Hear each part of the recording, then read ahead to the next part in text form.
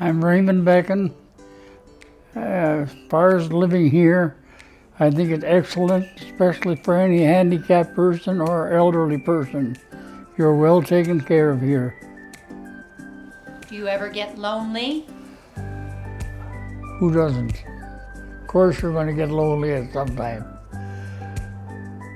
But here, if you get really lonely, all you have to do is jump, like I have to jump in the chair, go downstairs, and you always meet somebody you can talk to, or sit down and have cold water or ice or tea or coffee or whatever. So you really don't get lonely for long. I don't doubt that you get lonely, but not for long. If you're active at all. And I try to stay as active as I can with that wheelchair.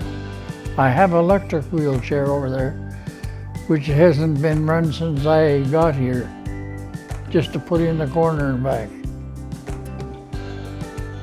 The manual chair is good for your exercises every day, and I'd like to do anywhere from 5 to 7 rounds in downstairs. 7 rounds would be roughly a mile and a half every day. My name is Donna Becken, and I am Raymond Becken's youngest daughter.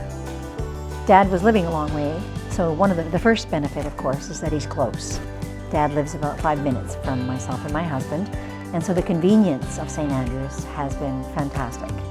I think I was very concerned when we first moved Dad into St. Andrews that he would find it very hard to adjust, but that was not a problem. Within probably 2 weeks, Dad was active.